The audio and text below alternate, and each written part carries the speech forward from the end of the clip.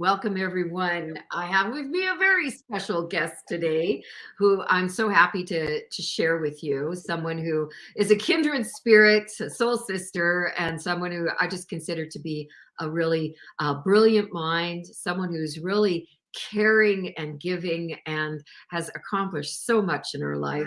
She's appeared on Oprah, where she was featured for her innovative concepts on positive communication. I'm here with Sharyn Abbott, who's joining me from California, and we have won the battle that's been going on behind the scenes with the unseen forces, the tech gods. They've got nothing on us today. Welcome, Sharyn, for being. Oh, Laurel, thank you so much, and thank you for hanging in there. What an adventure! Right. And as entrepreneurs, we know that if we quit, we actually lose, because those who are needing to hear our message won't discover us. So we're tenacious. We keep going. And Right. That's that saying, it's not how many times you fall down, it's how many times you get up. I love it. I love it. Sharyn, you are so wise. I was so honored to get on a private call with you and to meet you. And we're forever friends. Yes. Yeah, that's just the way it is. Kindred spirits for sure. So I'm so pleased to introduce you to those who are watching us live. Welcome. Thank you so much for joining us. Type in where you're coming in from.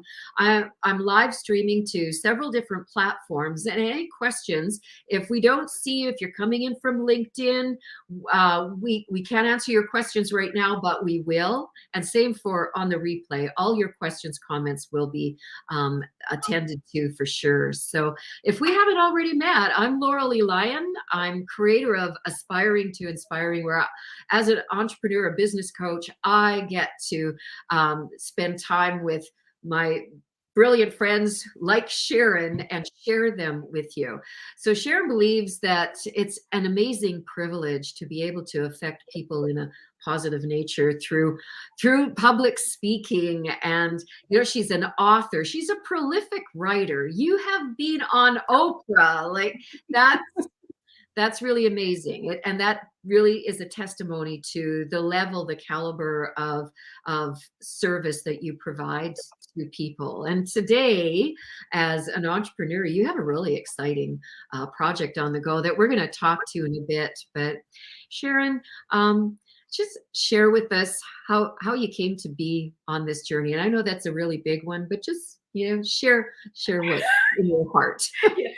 Take my 70 years and put it in a 30-second bite, right? It's a number. Well, it's kind of interesting. I've talked to an awful lot of people because I worked with individuals for a long time, and I noticed that people either take their life and let it defeat them, and it's an excuse why they don't do what they really wanted to do, or they use it as a catalyst to actually achieve things that other people don't believe are possible. And the latter is what I've done. So growing up stuttering, I became a public speaker. And growing up with dyslexia, and I had a lot of different quirks about learning that were really hard for me with astigmatism. And then I became an author. So, it's like I couldn't remember the words, and I had a hard time speaking to people. And I took all of the things that were hard for me and I conquered them. I had a fear of flying, so I got my pilot's license. I mean, I looked at all these things that people normally let weigh them down. And I talk to people all the time that was like, I couldn't go to college because I didn't have any money. Well, I worked full time and went to college because it was so important to me to be able to expand my knowledge. And the thing that I loved more about going to college than the education was the people that I met.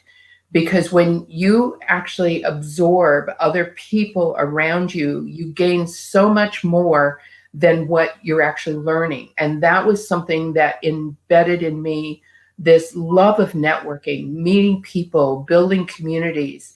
And so I ended up taking those things after having my little brother Tony, he came to live with me when he was 15. I was only 24. And then later, when he was 39 years old, he came back and stayed with me. And he had colon cancer. And we started talking about all the kids on the streets that don't have someone to champion them. And we came up with this idea to do a school for boys, and we would help 300 boys be able to have the education that they really deserve. So I took that and parlayed it. In 2012. I was promised funding for this school, and it didn't come through because of international events, which most people weren't aware of. So I took everything I had and I made an investment, which most people can't even imagine what this involved. So it's been since 2012. I have been having this investment work for me, and it's now being released. And one of the things that's absolutely amazing is that I was told last night that I should have the beginning stages. It's 1% of the funds will be released tomorrow, and then 10% and 10% every week. So I will have all the funds that I need starting tomorrow, that I can actually get my whole team down to Belize, and we can start the school and take 6,000 boys and girls off the streets in the next 3 years. Wow.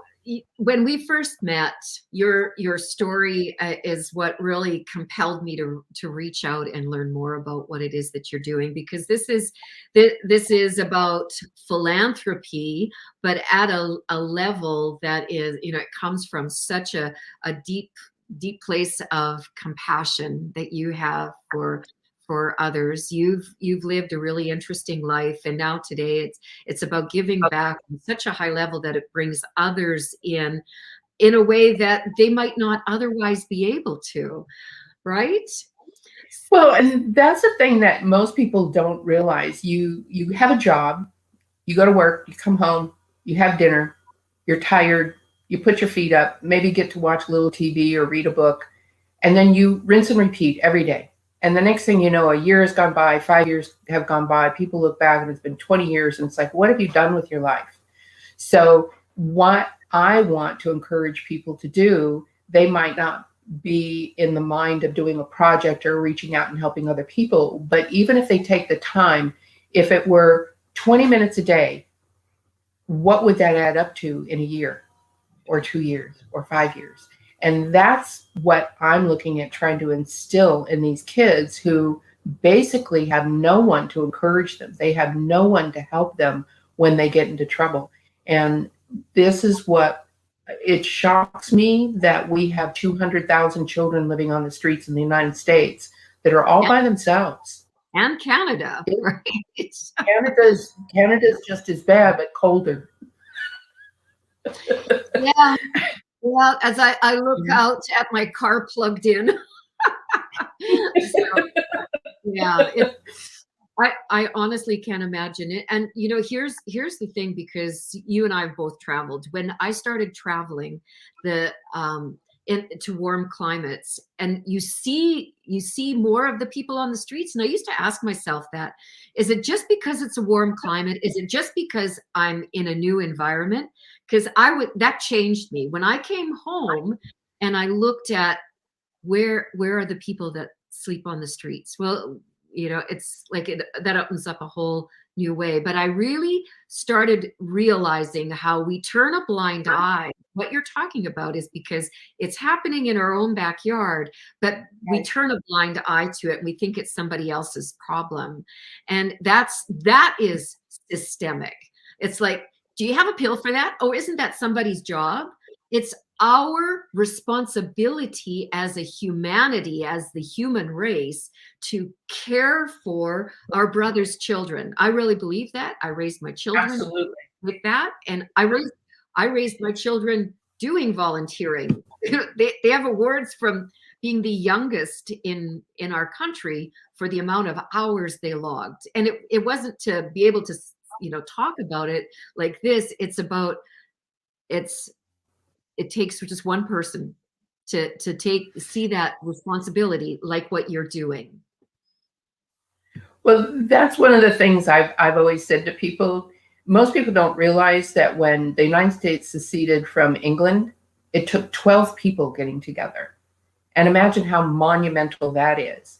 So it takes one person with an idea who can enroll other people who have the wisdom, the knowledge, the skills, and the drive to be able to make changes. And we live in a world that is 180 degrees from where it was 100 years ago. When I was growing up in the 60s, so I was born in 1950, and in the 60s, we never locked our doors. We never had to worry about being safe. We could talk to strangers. We could go anywhere we wanted and never have fear for our lives. And that is not the reality of the world that we live in today. So I'm actually creating a brand new town, and I'm making my town the way I believe people should be able to live. So if I can't find it here, I'm going to go do it somewhere. Yeah. And I know that other people don't have that drive, but there are things that you can do. Like I was speaking on a cruise about 10 years ago, and this man who is a political activist asked me to sit in and critique his speech on the cruise ship. And after he was done, my first question to him was, when you're in your own community, what do you do? And he says, oh, I'm too busy to do anything in my community. I said, but you're a prime example of what political activism is all about. Why wouldn't you take your energy and focus on things that you want to change, one thing at a time, whether it's reading to kids in the library or a reading program to seniors in homes, or we used to go singing to all the senior homes. We had a route that would take us 6 hours as a group to drive and go sing to all these different senior homes. Now, that isn't a big deal, but it made us feel really good, and it made the seniors feel really good. Well, you're exactly right. We have a bit of a major. I always say, if you're not getting enough, you're not giving enough, and do it in your own backyard first. So tell us about the Ultimate University. So Ultimate Business University came about, like I said, because of my brother. And one of the things that I found was most of the people in every country. So the United States shocked me that we have that many kids. But in China, there's 2 million children living on the streets without an adult to provide for them. In India, it's the only country that they've reduced their children's homeless rate by 50% in the last 15 years. And I really compliment India on what they're doing. How have they been able to do that? Well, they've created programs where the kids can actually come in and ask for help without being questioned. And so that inspired me. We're going to be taking hotels around the United States and every place that we go and bring them into live workspaces so that any child, no matter what their age, up to 18, can have a clean bed, a safe place, nutritious food, and education to teach them how to be self-sustaining. And so the school itself is very unique. All of the required curriculum is going to be in multimedia. So there's the Khan Academy and Next Gen Education, that English, math, history, science, it's all done in multimedia. So the kids actually have a different synapses than we did when we were growing up. So they're tied in to the electronics. So all of the education is going to be featured on video. Now, instead of homework, they're going to have a 45-minute discussion time for the classes that they take. So then they actually absorb what they learn so that they don't have to test what they learn because they're involved. And then the real education comes in that they're going to participate, because we will be a self-sustaining campus, the agriculture, horticulture, remodeling cars, being able to do woodworking, building boats, everything that you could imagine that an entire town would do. And the kids will participate. They're going to learn how to do plumbing and electricity and all the construction. And I think boys and girls alike need to be exposed in all the different venues that they can later become employed or self-employed. Well, I so agree with you because our country is suffering, and we laugh about it, but we see a lot of discussions on social media about bringing back economics, home economics, and shop in that, because that's where a lot of us, if we didn't get it from our parents at home, we got it at school. So you learn how to cook and sew and work on cars. And hey, my daughters are heavy equipment operators, and That's right. Yeah. yeah, and their friends are girls who are cowgirls and electricians and plumbers and women who are out there making their way in whatever. Yeah, women can do it too. And so, And it's what's in their heart. Yeah, and that's what's so amazing. One of the links on my website, I have a lot of videos. There's actually over 2,000 pages on the website. And one of the links is for a school that's in Texas. And this woman who actually started the school finds the genius in every single child. So one child might be stellar at music, where another one might be really good at math or really good at research. And she finds that genius and she brings it out. And then she gets kids to focus on what they're really good at to empower them, rather than making them feel bad because everybody isn't the same in math or everybody can't write a good story. And I think that's brilliant. I think it's so incredible to be able to look at kids individually. So you probably have noticed that we all learn in different ways, whether it's a tactile or whether it's audio or, whether we're visual people or like I'm the kind of person who I don't read directions, right?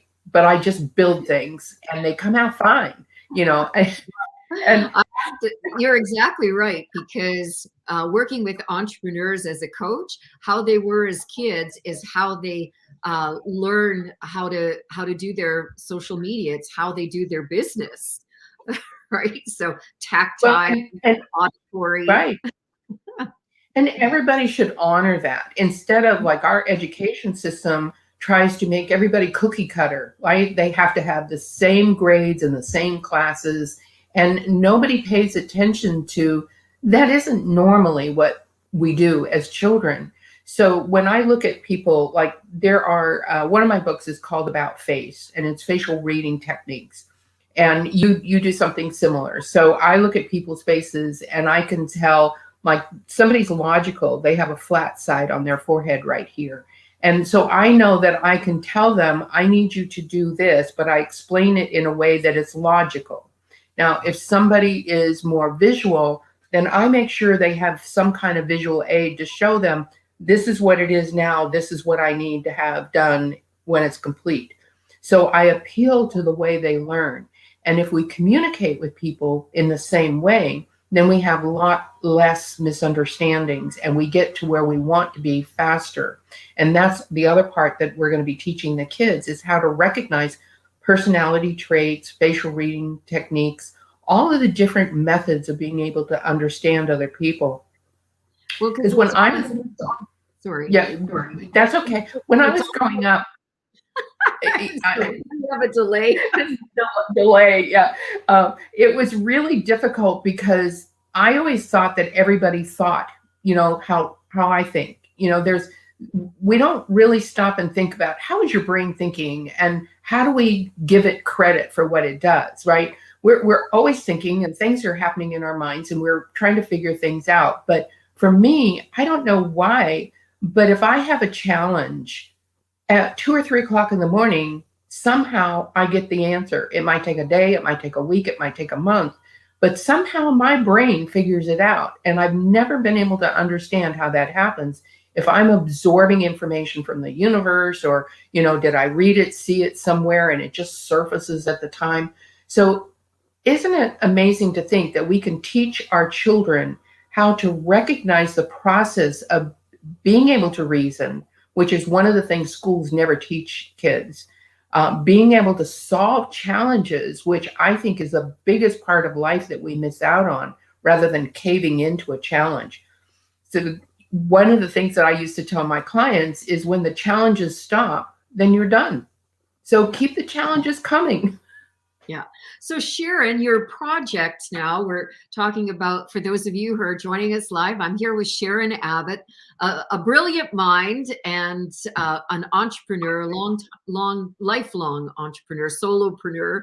And she's creator and founder of the Ultimate University, which is a project of compassion, but also a project that is an opportunity for entrepreneurs to share their gifts and talents. So you want to share how that looks for those who you're looking for.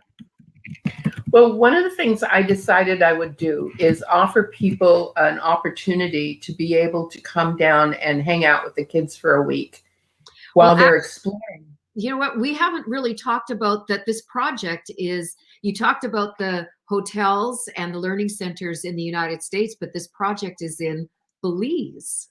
Right, right. So we're going to have, it's 16 million square feet of construction. We'll have 880 residents, of which 80 are reserved for our visiting instructors program.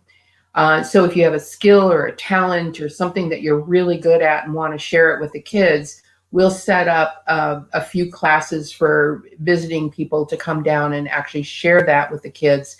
And then we have amazing things that they can participate in, like our wellness center, where we can actually reverse every illness there is.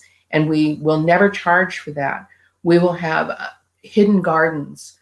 So it's kind of like the secret garden kingdom.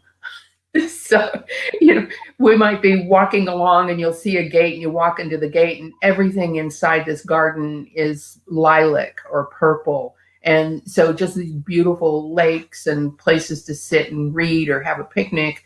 But it's an environment that in my head is ideal. And I want people to be able to take a step back and really enjoy their lives. So we have full-time positions, we have visiting instructors positions, and it's completely wide open. I have an entire dojo from Dallas coming down and helping set up our martial arts studios. Wow. I have a stained glass expert in England coming to actually set up our labs in Belize so that the kids can learn to do stained glass. And he's won major awards. And yesterday I found somebody who does these incredible lifelike wood carvings. So I'm reaching out to him to see if he'd like to come down and do some classes. So, it doesn't have to be extreme like that. But our grandparents program, I got this idea because I was driving down the freeway one day and I looked over and I saw this car that was about 20 years old and had a coat hanger for an antenna. And these two people, the man driving and the woman, had like kind of tattered clothing on, but they were laughing and they were talking. And how often do you go out and you see couples together or families together and they're buried in their phones and their tablets and they're not even paying attention to each other at the same table at dinner? And so I got this idea that if couples could come down and share their wisdom, because our elders have lived through so much that they can share with the kids, that I think has a value. But the other side of it is teaching children how to have a relationship with each generation rather than thinking, like I was kind of concerned about having to talk to older people because I didn't know my grandparents growing up. So I just never could relate to older people.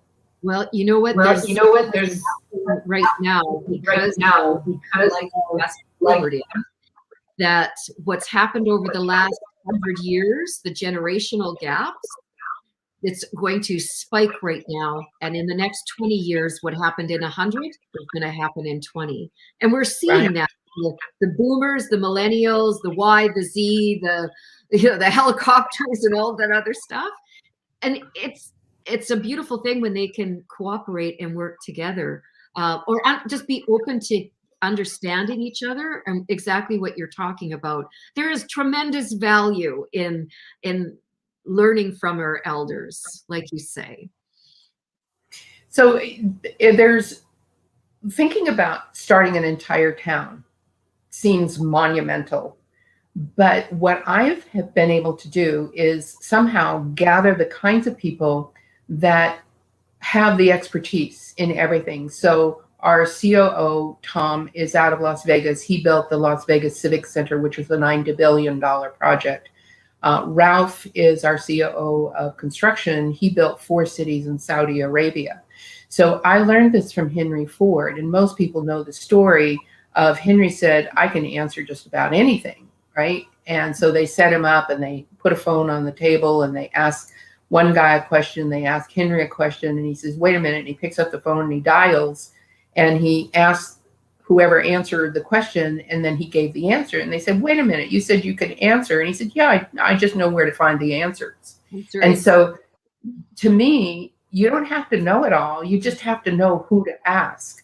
And that's always been my mantra, is surrounding myself with the experts, because I not only can learn from them, but I can have them bring in their expertise. So we have in UBU, our project starting in Belize, well, we already have 260 people on the team coming from 48 countries. So imagine this international environment where we're able to get all of these different ideas and merge them together into a melting pot, which is kind of what happened in the United States originally. But to be able to have this environment where when somebody from India shares with somebody from Turkey, who shares with somebody from Syria, we're now bridging the gap from the international lines, where I know that people think this nation against this nation, and they're always being pitted against each other. And in my mind, we're all normal. We all have amazing skills that we can share together, and that it inspires other people to do more, to better, to do things easier.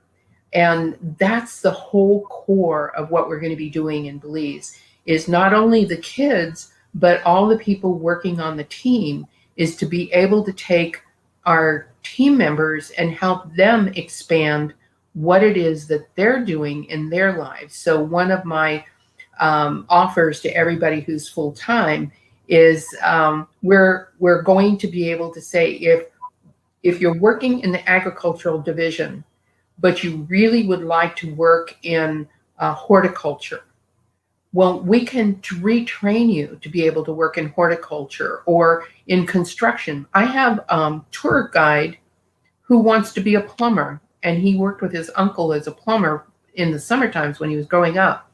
And I said, fine, we'll get you journeyman training being a plumber, because that's what he really wants to do. And when people do what they love, then every day is a joy. I totally agree. So you've already started hiring. So, and yes, you're looking for people. And I've just I've posted the Ultimate University, a business university. Pardon me. I hope I got that right. No, I'll have to. Yeah, it's right. Okay, it is. And that they can get a hold of you through there, or that's where they can go and find information. Did you want to? Yes, I always have people look at the website. There is 2,000 pages there, so you can get really lost. But the homepage gives the overview of what our phases are and what we're going to be doing. So in 12 to 15 years, I expect that we're going to be in about 20, 24 countries. So we'll be expanding, and all of our team members get to have first right of refusal when we go. Our second campus will be in Australia, which will actually launch the exposure in Australia in 6 months after we launch in Belize. We're going to be doing a school for the Aboriginal children. I was actually asked by the elders of the Aboriginals to start a school there. And that kind of opened up a whole new door for me, which then we're going to Uganda. We have a person from Uganda who's been doing education for the kids there. And so we'll be expanding on what he does, and we'll replicate what we do in Belize in every country that we go. So imagine that if you spent a year at every campus, in 24 years, you would have lived in 24 countries doing something that is so heartfelt that, you know, your life has a different meaning. You know, it's one thing to do something that you're passionate about, like being an artist, but what if you shared that art skill and talent and taught other people? Like, I was 90% left brain up until I was 45 years old. And I had a doctor set me up with rheostats around my forehead and my fingers and my ankles. And he showed me how my left brain was dominant. And he said, I want to challenge you to do something every single week that is creative. So I started making jewelry. And a year later, I went back and I was 51% left brain. And you could actually see how the left brain and the right brain were cooperating rather than the left brain constantly knocking the right brain out of the way. So I was always focused on left brain activity. And if we could actually take people who are really creative and expose people who are logical to being creative and have a balance, then there is a simpatico, a kind of what one of the people calls still point. So having that place of calm within yourself so that you have less anger, you have less stress, you have less frustration, and you can take a step back and actually look at the world from a different perspective. And so our kids and our teachers and all of our faculty, everyone that is part of the team, we want to give them an opportunity to learn how to find their true voice, to be able to spread this around the world. That when I went to Europe, I realized that people in Europe only work so they can live. And in the United States, people actually work. They're actually living to work. So they're working 12 hours a day, 18 hours a day. They're working 7 days a week. And when we get older and we look back on our lives, it's not the work that we remember. It's the people and the relationships and the joys and the experiences that feed us and make us who we are. So I want everybody in my sphere of influence to stop and enjoy their life on a regular basis. Well, yeah, I totally agree. That, same theme for myself started years ago, and one of my mentors that was, do what you love what you do, and the money will always be there. And he said, go out and find something that fills your soul. And so that's the path that we've been on, and we feel that way. And I feel the same as yourself. Fill your soul up, make every moment count. So Sharyn, so as we're going into closing here, you've got the opportunity for people to donate to. You want to talk about that? Yes, every year I do foundation earning for kids that are living on the streets. In Canada, you have huge exposure to kids being frozen out on the streets. And so I do a drive, Coats for Kids. And I have been able to provide between 800 and 1,000 coats for kids every single year. So if somebody would like to know how to help, they can either go to their own community and gather coats and take them to where kids are hanging out, or there's lots of different programs. Or if you'd just like to donate, even if it's $5 or $10, there's I put together a little fundraiser on Facebook where people can actually go and put a little donation to help us provide more coats. This is one of the coldest winters we've had in a long time, where I know throughout Canada it's actually been minus degrees many days already, and minus 46. Oh. Yeah, can you imagine? Oh. So you don't go anywhere. But well, but then think about these kids living on the streets and not having the resources, or not being able to have food. So last year I was able to put $5 in every coat. So that made a difference. The kids got the coat, but they actually were able to go in and get a couple of meals at McDonald's. And I'm not a fan of fast food by any means, but that's better than not. Yeah, I'd have to say, I just recognize this. We grew up in a province where the father of healthcare started off here in Saskatchewan, in our province. So we have very much that attitude of take care of your neighbors and of giving. So we have so many programs here. Still, there's getting access to that, and education to those who are on the streets, help with mental health issues and disorders and so on. It's not just one direction, right? So No, yeah, no. absolutely. We do a fair bit here, but there's always more, and it takes a community, like you said. It's about caring for your brother's kids too, being watchful, not so much caring for it, but everybody's involved. So Yeah, being aware, waking up and getting out of your own way long enough to see that there are other people who are less fortunate. So, I am grateful for no matter what I have. I am very grateful. And for me, I keep getting more and more things to be grateful for. And, I think it's a mindset, right? yes. And I know people who are focused on, I don't have, and this is not good, and I don't like that. And they get more of that. So that whole law of attraction is a work in progress, where when we can really focus on the things that we want in our life, that's what we get in our lives. So the other day I was laughing. I do a Zoom call with my team every Sunday, and I actually dreamt that I was dreaming of being in Belize. So I'm really manifesting. Well, that's how you do it, right? Yeah, protect up there. I learned years ago, NASCAR drivers are trained to look away from the wall, because it's not about if it's going to happen that they're going to crash. It's about when. So Right. training them to look away, and that's the same as what exactly what you're saying. So I love what you're doing, Sharyn. I love you, and I know that you're going to be back here often. We're going to keep in touch, and we're going to continue to watch your progress. And so for those of you who are watching, Sharyn Abbott is the founder of the Ultimate University, and it's a massive project coming from a lifetime of dreaming of how to create. Truly, Sharyn, you're the model of giving people the opportunity to live their passion. What is it that you're passionate about? How do you give back? Being part of a community, building a community, it's all encompassing your project. So get in touch with Sharyn. I've put the links below, and we'll make sure that we put those links in the comments below where you're watching this live. So thank you so much, Sharyn. You're welcome, Laurel. Thank you so much. It went by so fast. Yeah, that's what happens. Caught in the vortex. So go and share your passion, and I'm just looking forward to watching how that all continues to come together for you. Thank you so much for being my guest today. You're welcome. Thank you.